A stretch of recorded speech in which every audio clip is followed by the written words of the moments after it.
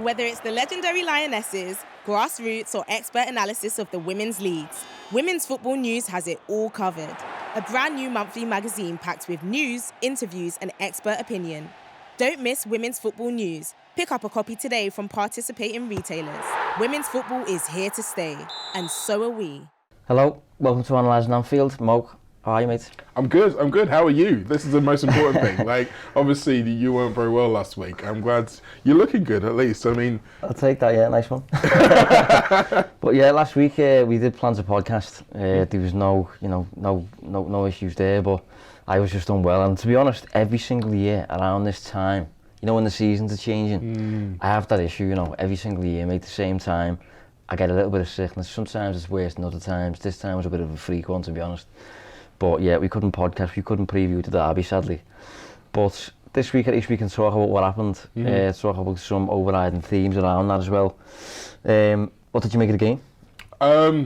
It was a lot of what I was expecting, to be honest. I think before the game, I said that I thought it would be 2-0, but I thought we'd score one goal in each half. And it was nearly how it happened. I thought it would be a game that Everton set out to make it tough for us, and we'd have to be patient, and that happened. Outside of that, it's kind of just a typical derby. It was a little bit strange. I thought it was a bit less typical. I thought it was a bit like beige. Well, I was going to say, it was a bit of a strange, because of the whole early 12:30 thing. I do think it kind of made an effect. And then once the red card happens, it becomes a very linear game in as much as this team are doing this and only this, and this team are doing this and only this. And it's a case of who's going to win. So from that perspective, it did kind of lessen maybe some of the intensity of the tackling, maybe later on that you'd get normally in a derby. But look, essentially what normally happens in an Anfield derby is that Liverpool don't necessarily play as great as they have played against other teams, and they still end up winning and probably don't concede a goal, and that's normally what happens. Yeah, well, there's been this kind of talking point. I mentioned this on the Anfield wrap earlier in the week, that Klopp has specifically tried to almost reduce the intensity of the derbies with a view to kind of avoiding any potential injuries, just knowing like how intense them derbies can be, and you know, maybe being a bit scarred in the past from the likes of Van Dijk getting injured. Origi got injured in one, Thiago got injured in one. So I think those elements have haunted Klopp maybe, and to an extent where now the Anfield derby is a bit more of like there's an added emphasis more than ever of just turning it into a football game without any like additional, almost keeping the crowd quiet in a way. Well, I mean, I think alongside all of those injuries you mentioned, particularly those, I think, well, no, obviously, Origi happened at Anfield, the others happened at Goodison. But alongside that, it's, I mean, Liverpool not winning the game, if you think about it. If you think over the course of Klopp's tenure, most of those games happened at Goodison where there's been a draw, but it happened last season, another 12:30, a 0-0 game, and this is, again, you look at the quality of the Everton team, Liverpool should be beating them. And Klopp is aware of the fact that the leveller in this is the rivalry. So by him minimising that element of it, it's like, no, this isn't your big rivals and the game you want to lose the least out of all the games. This is a team that are 16th in the table, that have been in relegation battle for the last 2 or 3 years, and treat them like that. And you can see how and why that would work. Obviously, to a certain extent, it's fighting a losing battle because the derby is always going to be a derby. But you can see why he's trying to accentuate the angle of it, for sure. Yeah, I mean, it was an interesting game to go into. One of the frustrating elements about not recording last week, one of my takes was going to be, one of my Analysing Anfield takes was going to be, Everton are actually better than they look in the table. In terms of their underlying numbers, I know what I said earlier in the season, but I would be surprised looking at what they've done so far if they go down, personally. Specifically in attack, they're better than you would think in terms of like creating shots at least. They're not so good when it comes to finishing them. Yeah. But I thought it would be not an even game or anything like that, but I didn't think it would be a truly dominant side against a really, really inferior team for 90 minutes. I thought they would kind of have a go, but we didn't really get a chance to see that because Ashley Young got sent off so early, changed the game. Was it a red? Yeah, I mean, I think if you look at the two incidents separately, the first one, he's clearly denying a counter-attack. I'm not sure Newcastle fans will be pointing to the similarities between that and the one that Trent didn't get, but we'll move on from that. So yeah, you've seen them given. Obviously, it feels quite early to have a yellow card, but some referees want to set their stall out. They want to try and eliminate all that kind of business early on. So you're seeing it more often these days. The second one, the fact that he's making that tackle to try and avoid Diaz getting into the box where he can't make that tackle, I feel like means that he's got a slightly more cynical element to it. So yeah, I don't think he can play. What I would say though, is that from going on from what you were saying before about Everton looking better than we think they have, or what the table says they have, they would have come with a game plan, and you can start to see that. I mean, there were elements where they did try to trap us and regain and spring on us in midfield. Obviously, their best chance was still that one that they created in the first minute. Yeah. But there was a plan there, and the irony was, up until that point in the red card, Liverpool's best attacking had come from when Everton attacked. So every time Everton got a few corners, they got us a bit of space to run into. Suddenly, we looked a lot more threatening. So when Klopp goes on to say that he kind of wishes that they hadn't had a red card against them and it was still 11 against 11, I kind of feel like that's what he means, because Everton attacking basically gave us more attacking impetus, more space, as I mentioned, to run into. Yeah, well, he did say that after the game. He said after the game, Everton don't really have the deepest of blocks, I think he said, which is what they are associated with and what you would associate Dyche with, maybe. But they're really not. They're kind of having a go this season, basically, and that allows Liverpool to use that space going forward, particularly in behind and things like that. But it's a shame we didn't really overly get to see that. I agree with you. I think Young should have got sent off. He did get sent off. After that, I feel like the match kind of followed the theme of the referees decided this game. The referees decided the results, because he proceeded to give us a penalty eventually, and he opted against sending Kanate off. So in that sense, the referees had a massive impact on the game, obviously. But I think the tactical elements of the game, as a result of that, have been overlooked a little bit, because Klopp's changes had a real impact. Obviously, Everton went down to 10 men about the 35th minute or something like that. Dyche decided to wait until half-time, hang on for 10 minutes, and then at half-time he then shuffled his pack and he came out with a 5-3-1 shape. Took off his two wingers, which was interesting, McNeil and Harrison, and he brought on Michael Keane, God knows why, and Nathan Patterson, and set up with a back five. And Klopp kind of looked at that for 15 minutes, weighed it up, and then made his changes, and they were really, really effective as well. They were effective, and it's weird because you think about the games we've had so far this season where we've gone against 10 men, and obviously with one large exception, the games have gone positively for us, so you kind of really don't think about what you learn from them. But when you are playing with 10 men, what you do learn is how to defend against it, because you are putting yourself in that position, so you know all the things. Klopp knew all the things Sean Dyche was going to try and do. And I mean, if you think about the Spurs game in particular, the 5-3-1, particularly the way Everton played it, was very similar to the 5-3 that we played down to against 9 men against Spurs. Yeah, I thought that, yeah. And you take Dominic Calvert-Lewin out of it, because that system kind of did take him out of it, because they couldn't get him anywhere near the ball. He couldn't press any of our defenders because he was running around on his own.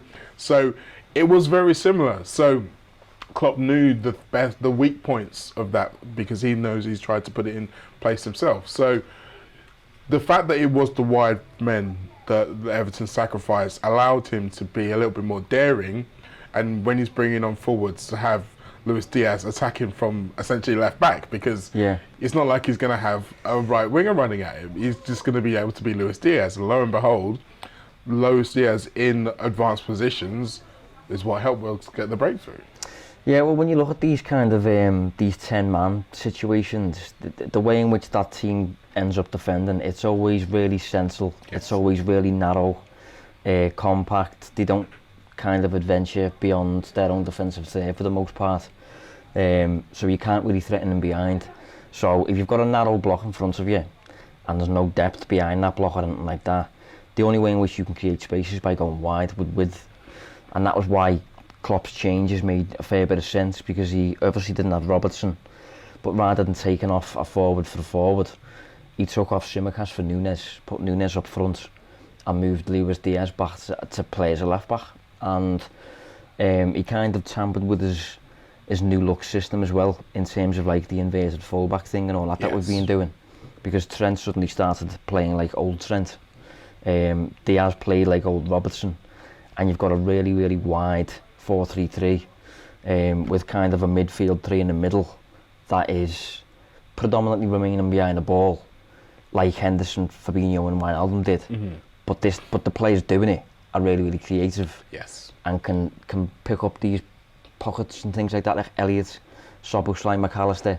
So it ended up kind of like being like a bit of a hybrid of Liverpool's original system under Klopp, very wide, high-flying fullbacks, and what is Klopp's work in progress system at the minute, which consists of basically kind of creative number 10 type, number 8, if you know what I mean. Yeah, but I mean, that kind of allows you to do both, because essentially, if you've got the fullbacks high and wide, they are having to draw attention. Obviously, with Luis Diaz, he had I think it was Nathan Patterson out there who was defending against him. He had him on toast quite a few times. So then you've got to commit another man to come over, which is what Michael Keane did. Unfortunately, he stuck his arm out.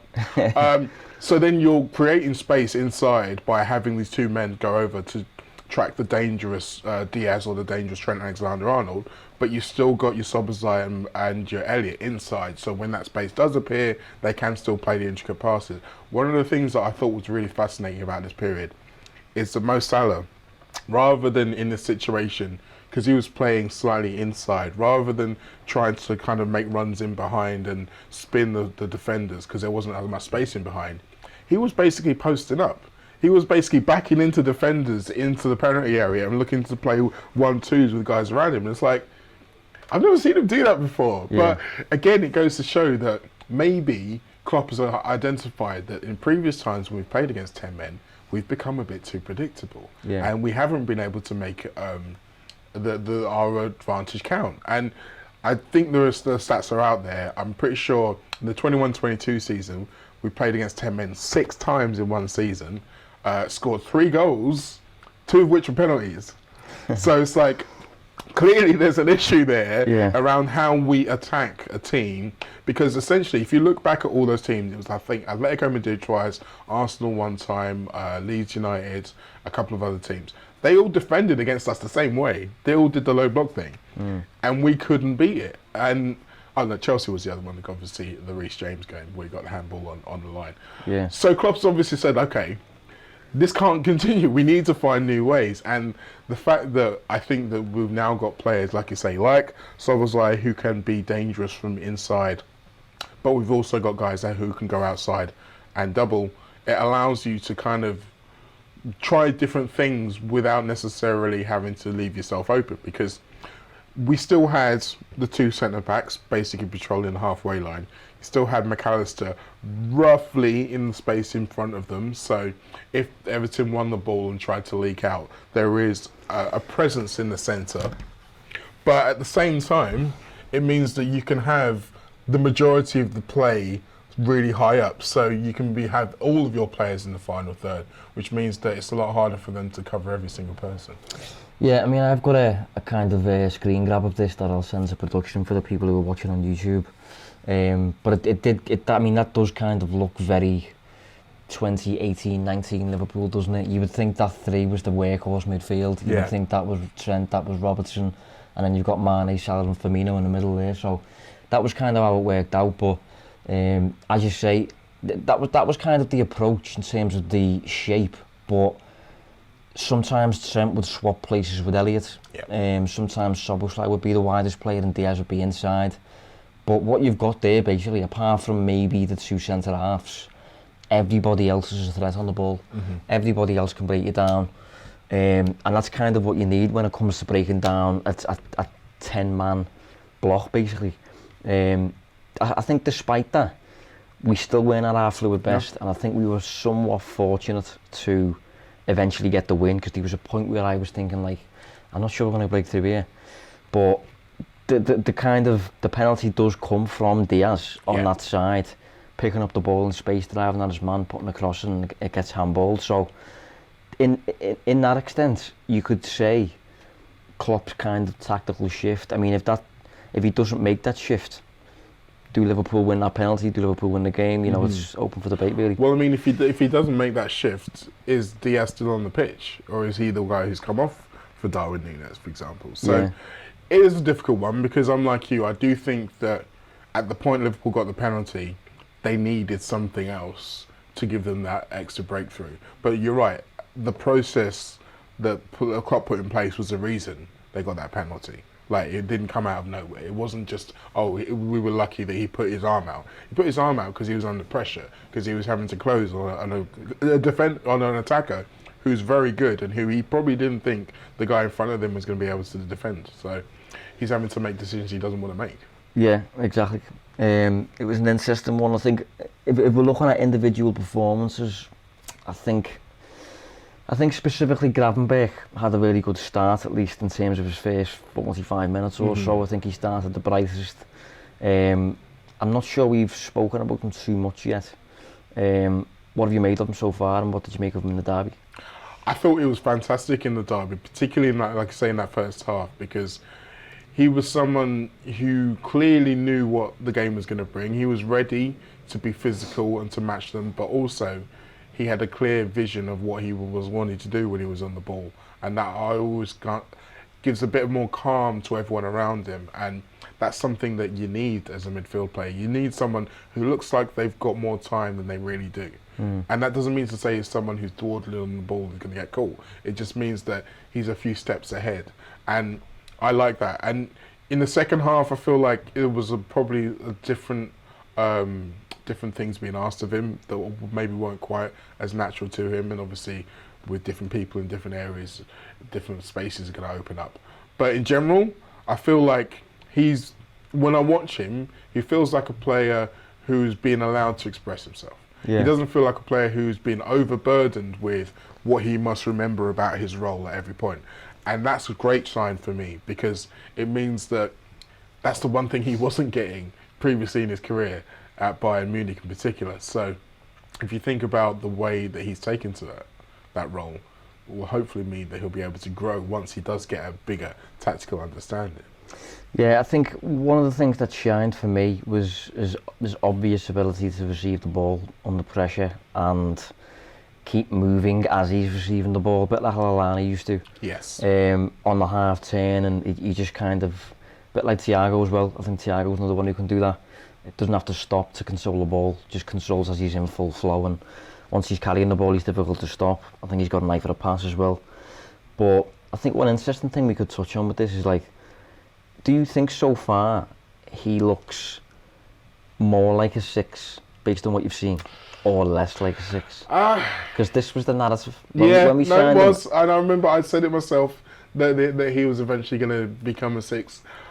Honestly, as I say, we're in the phase of the moment where he's given a bit more freedom to express himself, which normally means progressing the ball forwards. So from what we've seen so far, it doesn't look like he's being bred for a 6 role. But first of all, I still think it's early. Second of all, I'm still not 100% sure what our 6 is going to look like. Yeah. Particularly if you think about the likes of Andre, who we are still being regularly linked with, who's going to be in and around that area if he comes to Liverpool. So you think about him and you think about his skill set, you think about the way that we are replacing Fabinho in terms of by committee to a certain extent. So rather than necessarily having a guy like McAllister who's responsible for all of the tackling, what we've now got is Virgil van Dijk, who's willing to push up into that area more often to do some of that tackling, because he knows he's going to have McAllister and Trent in and around the central areas to pick up second balls. So all of these things come into play when we think about what the guy coming in that position is going to be, because it's not necessarily going to be all of the things that the last guy was responsible for.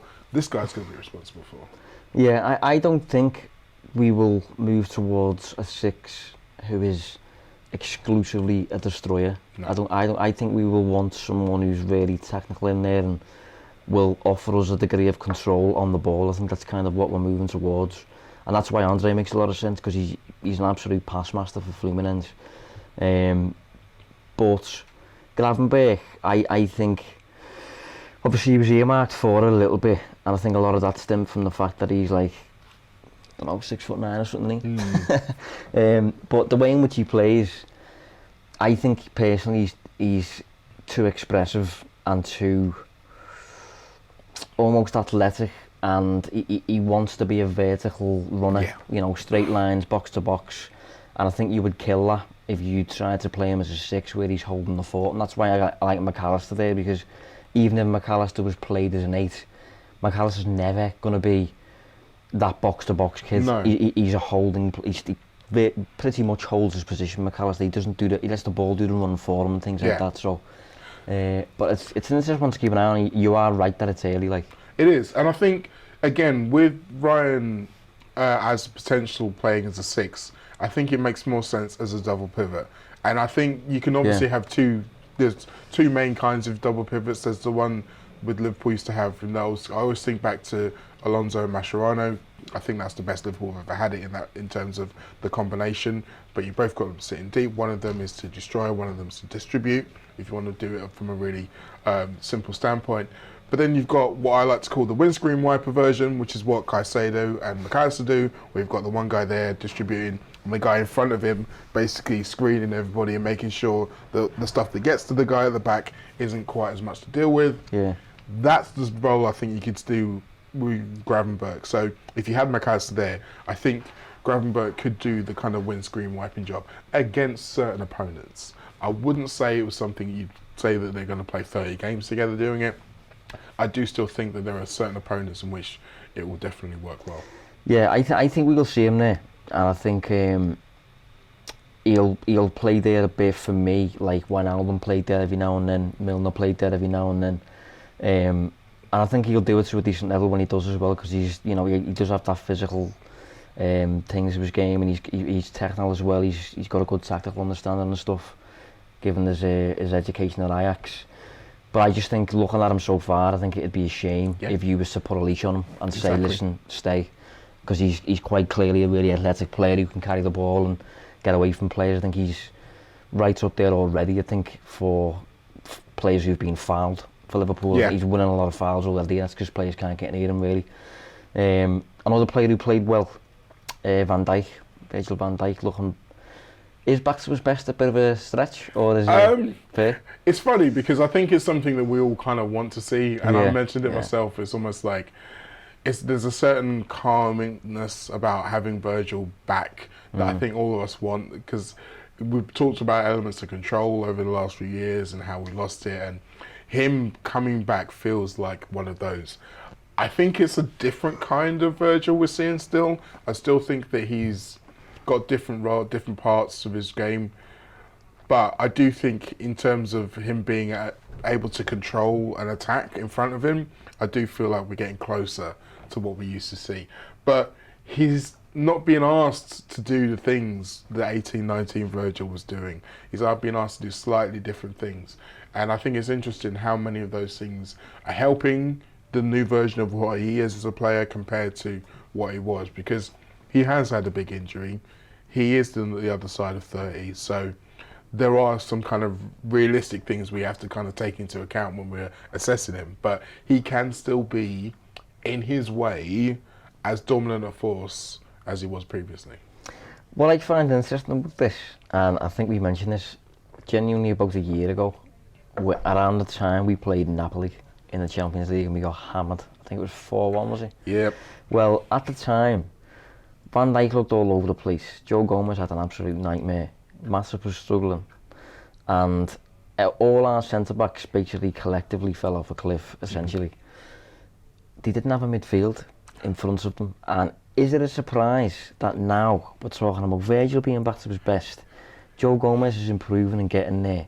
Matip looks absolutely fine. And it's because we now have a midfield department. We have an engine room in front of them. It's not just because of that, but every department influences every department on a pitch. It's a team. I was going to say, it's almost like it's a team, and everybody's interconnected. And It's funny because obviously you can say that last season, and there were people saying that. In fact, Jurgen was saying that. I'm pretty sure Virgil was probably saying that himself privately. But until you see it in action, you can't really confirm it. And then yet here we are, we've got it in action. I do think that it's one of those situations where he probably wasn't at his best, and the team was exacerbating those things. So he's definitely playing better, but it's easier for him to play better because he's not having to do as much or not having to worry about as much. I think with central defenders in particular, there was always an element of the eye test, I think, that has to have some sway because...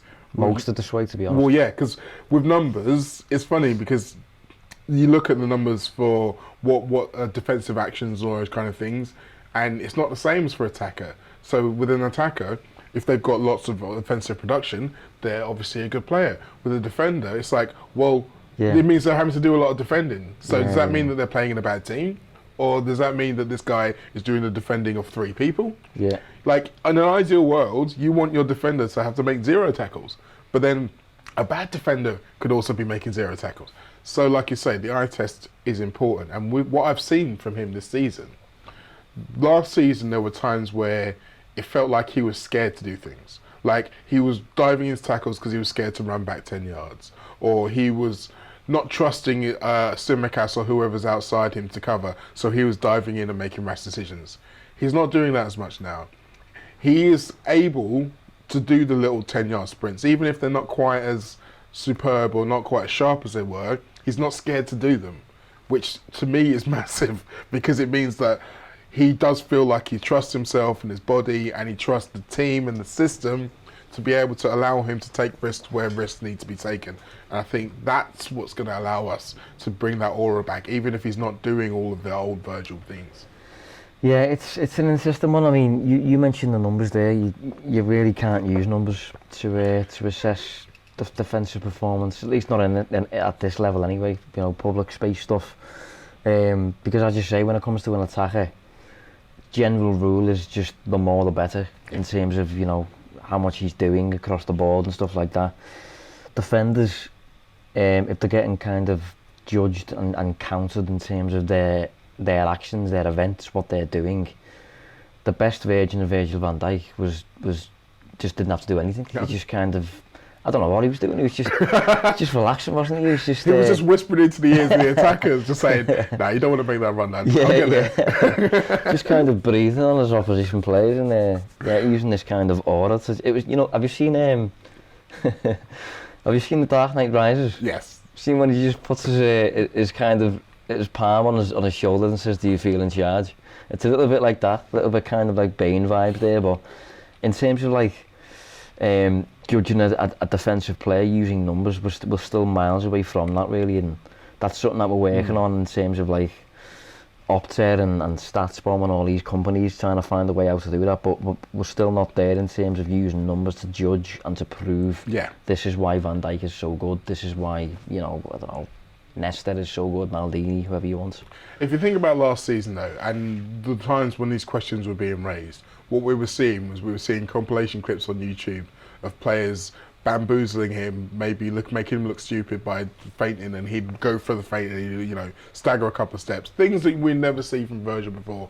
Or mistakes where he's made a clearance, has gone to the wrong person. Essentially, bad things that he's done which lead to shots/goals. These are the things that people are getting at. People saying, look, he's not himself anymore. He's being beaten by that guy and whatever. We haven't seen that this season. Yeah. So, from just a macro level, that's an improvement. Like, that's clearly an improvement as much as that he feels, well, he's not being embarrassed in the same ways that he was able to be last season. Yeah. And we talk about the aura stuff, and we are joking to a certain extent. But I still think back to that time when he was at his best and go back and listen to all the strikers and what they said about him then and what they're saying about him now.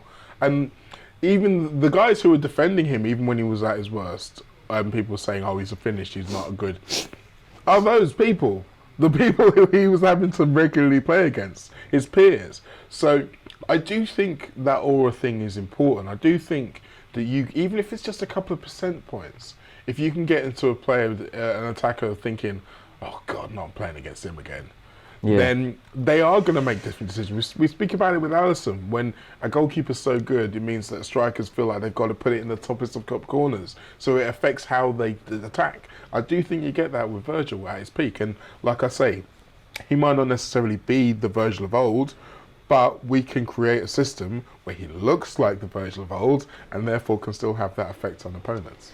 Yeah, no, he looks good so far. I think if I was to be like ultra critical, I think maybe the only element of his game that I'm not sure is where it once was. I'm not sure it will be, simply because it's of his age. You know, it's completely normal.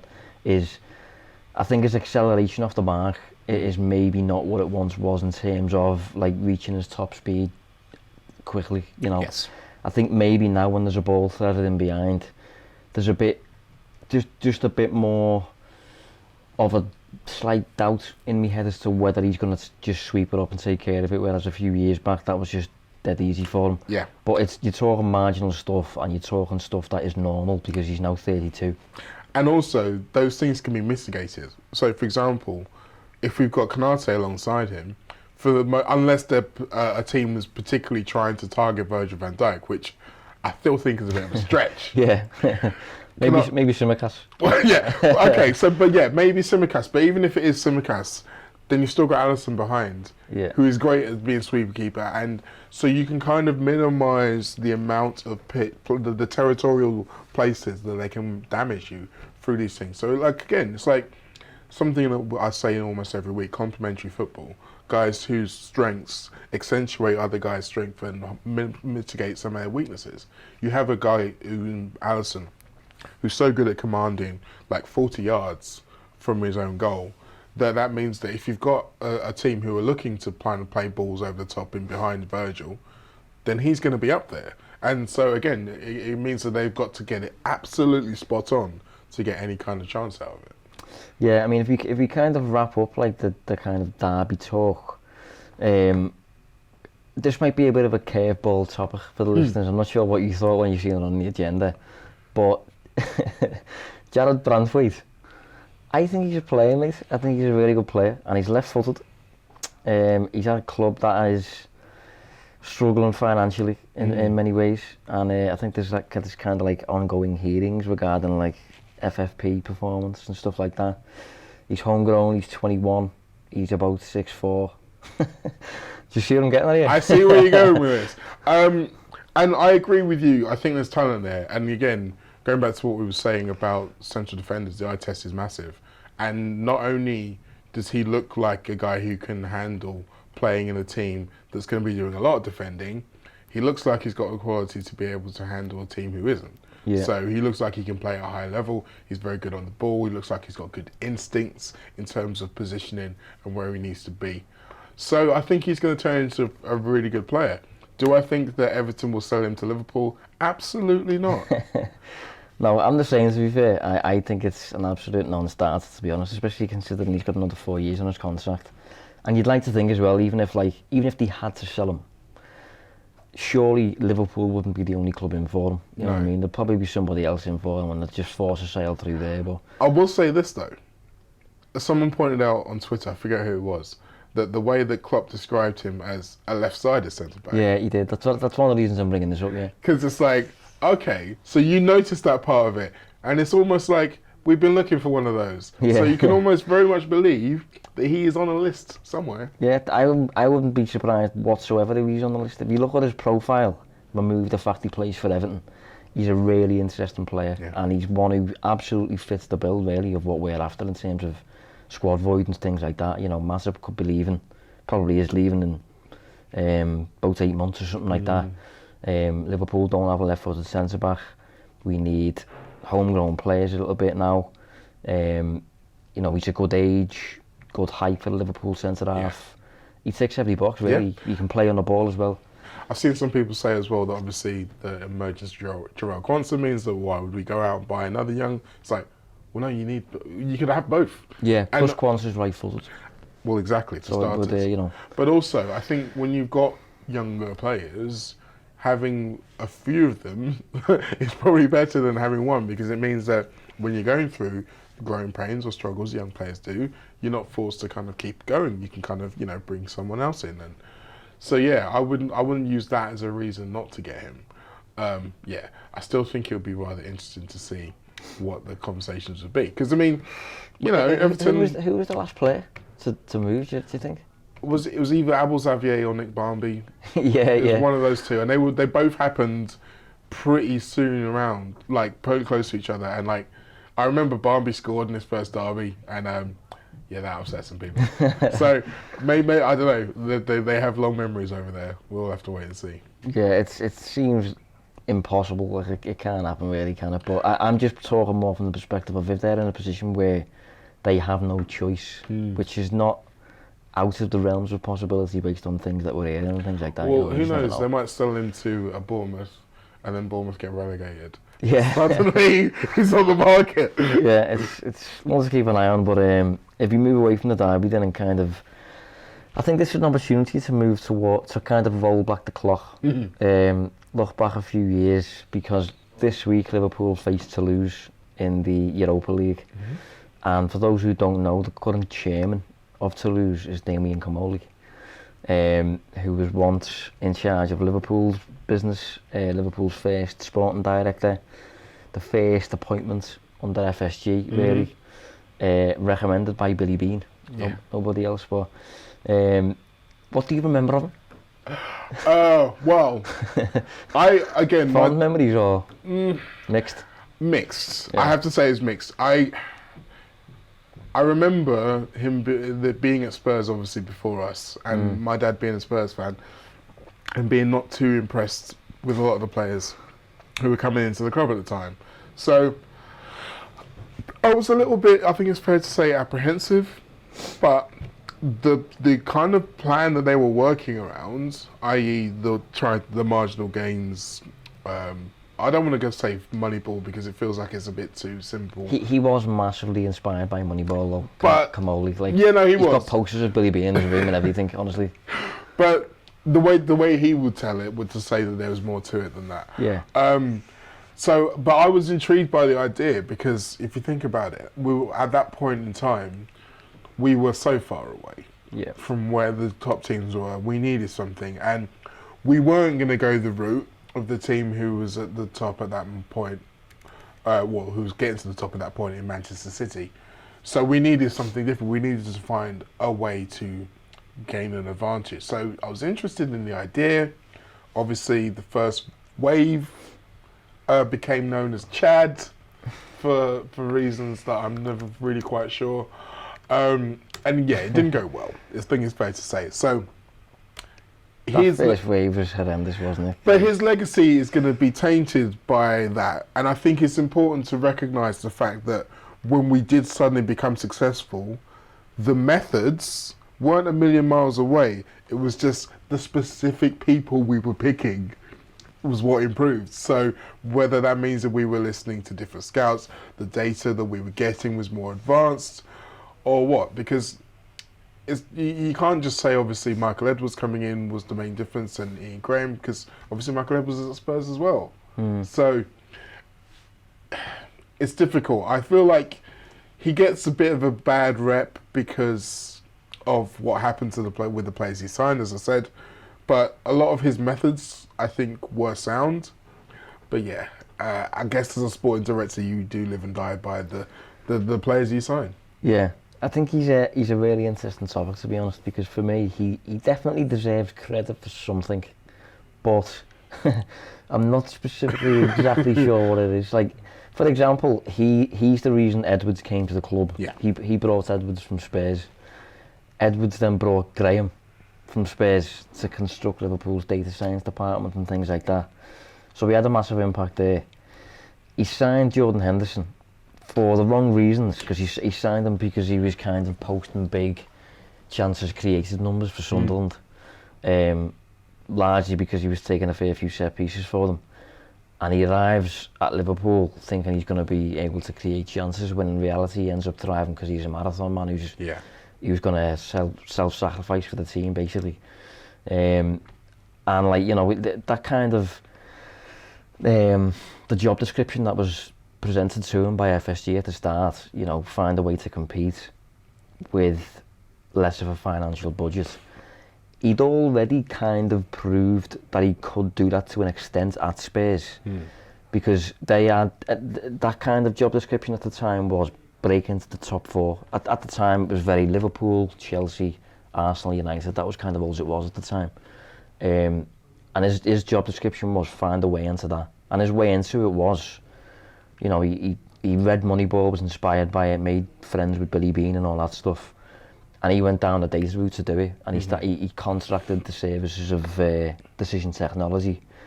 Ian Graham was working for Decision Technology.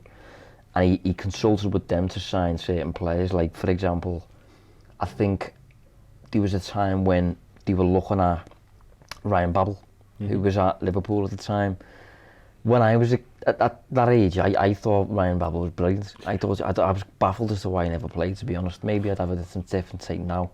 But rather than, I think it might have been Harry Redknapp signing Babel, Decision Technology, Ian Graham suggested, what about Raphael van der Vaart? And they went to Real Madrid and got him in.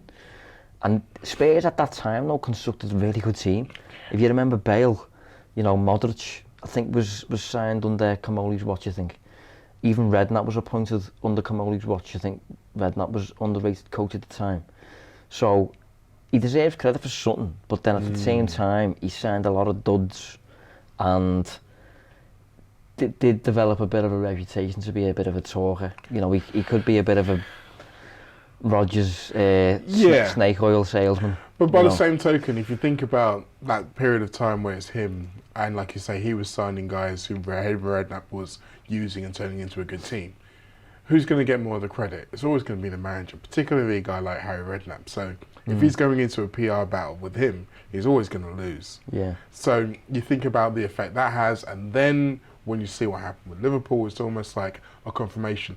Oh, well, clearly, it was only because Harry Redknapp was a great coach why he got those players were successful. It's nothing to do with this guy picking or his ideas, but the reality is always, it's a little bit more than that. And yeah, I think what you see a lot of time, particularly with the recruitment teams and the management, is that chemistry is massively important. So you can have players and coaches and sporting directors who will do a really good job in one space but can't replicate it in another space because the dynamic of the people they're working with isn't the same.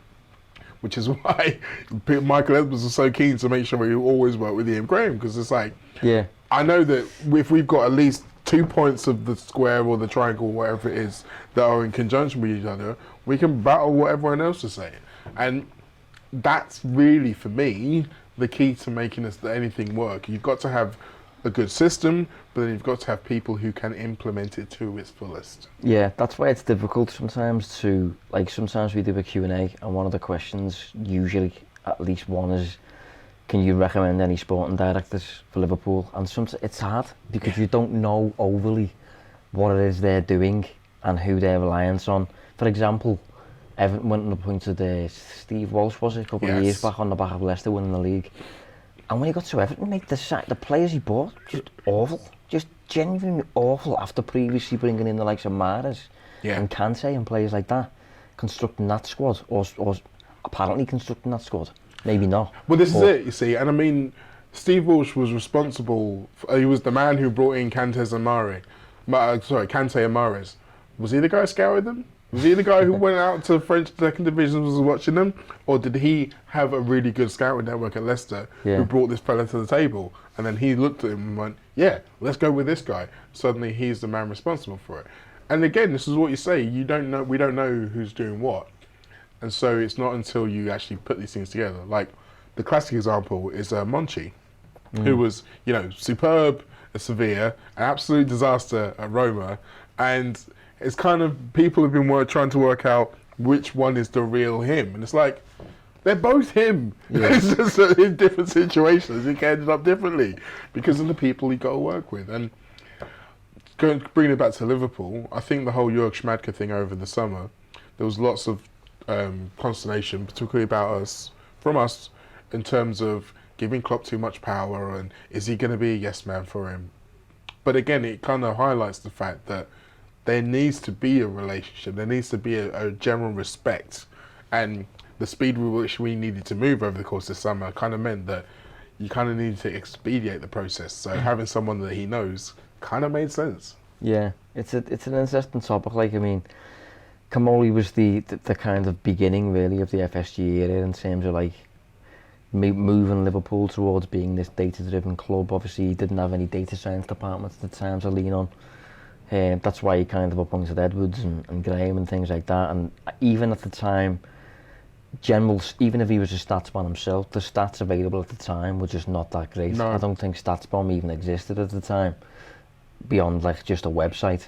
And Opta was on its way, but the best stats out there were just kind of like shots, chances created. There's very little context behind that. Expected goals was in its absolute infancy, if it was even about, to be honest. Yeah.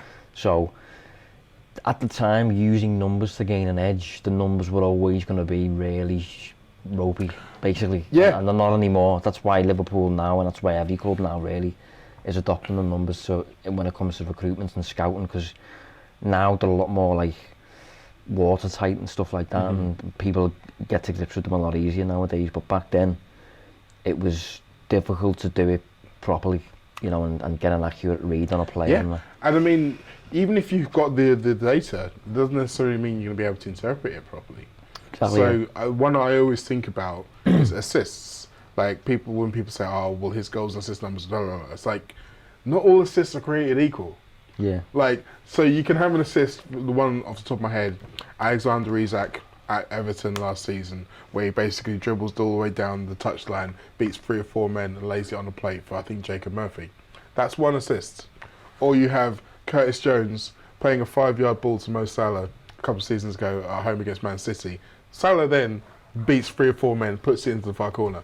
One assist. Yeah. And it's like, you can't say that the influence of the guy making assists is equal in both those times. It isn't.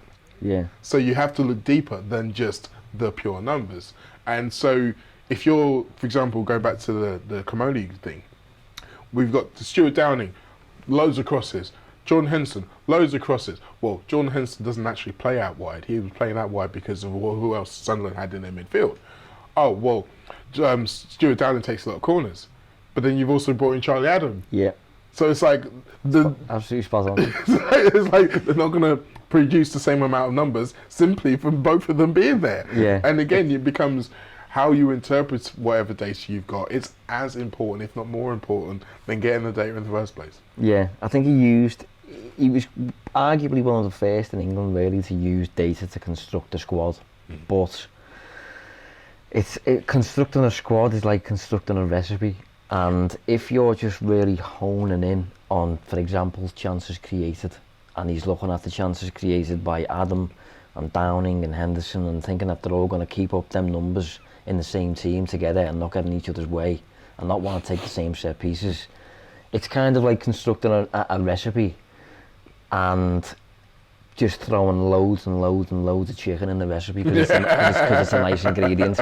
You need other, you know what I mean? So yeah, he's a polarising character, I think. As I said, he's at Toulouse now, and they're very data driven at the minute. They're kind of owned by Redbird, who've got a stake in FSG.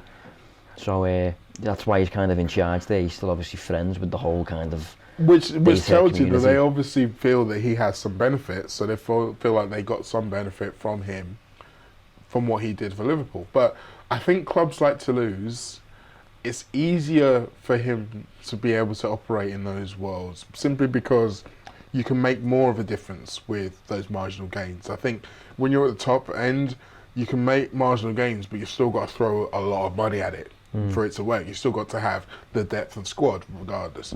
If you're playing a team, if you're in a mid-table French team, for example, and you can have a couple of smart signings, that can take you from 13th in the table, maybe, or 14th in the table, just escaping relegation, to 9th in the table and winning the French Cup.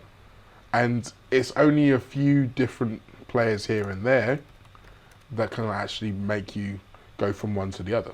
Yeah, it's also worth noting as well, I think, arguably his best bit of, it was his best bit of business. He did bring Luis Suarez to Anfield, to be fair to him. That happened about 3 months after he arrived. Yeah. Which is a serious deal, but in the same window he signed Andy Carroll. Well, this is it, isn't it? And it's like, just, you know. And I mean, I think the Suarez deal was one that the quality there was as such that he wouldn't have taken anyone. It wasn't like, oh, we've got this special plan and hear me out, I'm going for this guy called Luis Suarez. Whereas with Andy Carroll, it was a bit more like, okay, we have to see the game plan here. And even though, as fans will keep telling you, the only reason he cost so much is because we got so much from Chelsea for Torres. Yeah. Yes, that's true. But the fact of the matter is Newcastle still gained £35 million that they absolutely didn't deserve. I think it's fair to say.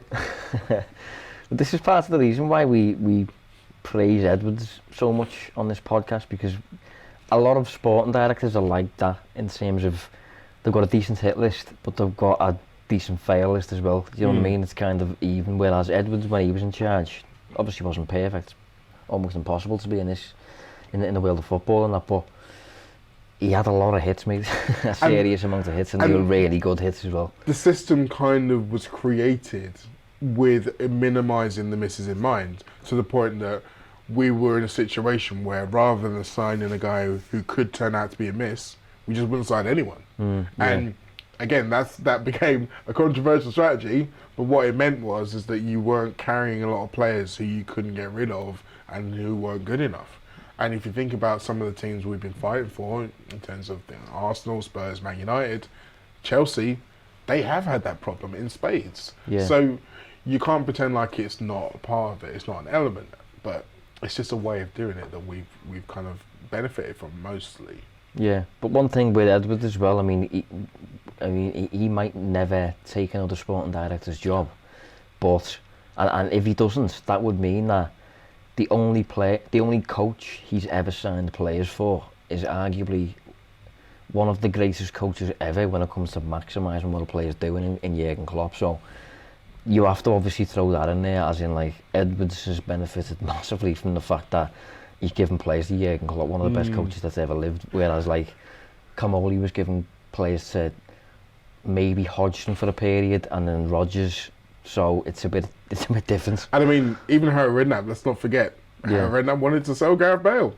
Harry Redknapp almost sold Gareth Bale before he became Gareth Bale. So, like you say, managers, it's almost like attackers with forwards. It's like, you need them to make you look good. Yeah, you can do your job. And the Van Dijk thing, going back to the midfielders. Yeah. It's almost like in football, mate, everything is linked, isn't it weird? Yeah, but we, as fans, are always looking to find the golden shot, the one reason why this is like this. Particularly because if we can then solve that, then that means that everything's okay. And it's like you say, it's never that simple. No, it isn't. But we'll wrap up there anyway, I think. Trip down memory lane there. Nice to have every now and then. But yeah, thanks for joining us, Mo. Who have you got this weekend? Not the Forest. I think I'm Forest, yeah. Who have you got next weekend? Well, no, the Forest. Before we leave, one thing I want to touch on with the Forest game. Anyone who remembers or was at that game remembers the absolute bombardment that Forest gave for set pieces, long throws, corners. And they man-marked us in the middle with a diamond. Yes. With the box, so that was a problem for us. So it will be interesting to see. I'm anticipating Costa's getting a rest against Toulouse, or at least not starting the game. So I'm hoping that they've got him on the trampoline, practicing his jumps, springs, so he's ready to fight off all that aerial bombardment, as I'm sure we're going to get from Forest on Sunday. Yeah, be an interesting one. But yeah, thanks for joining us, mate. No worries. And we'll be back next week, sickness permitting. So yeah, we'll see you then.